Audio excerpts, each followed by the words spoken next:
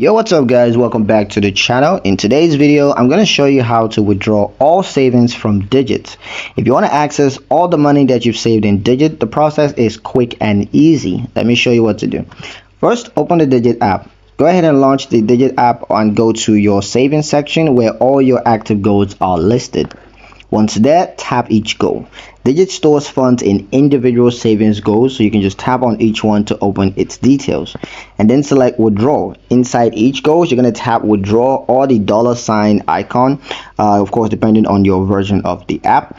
But once that's done, enter the amount. So to withdraw everything, you're going to enter the full balance for each saving goals. Digit will display how much is available for each one, so you can go ahead and request all.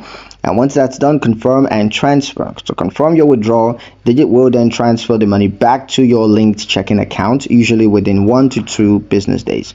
Now, a quick tip: if you're closing your account entirely, you also want to visit the settings section and follow the steps to withdraw and close all goals at once.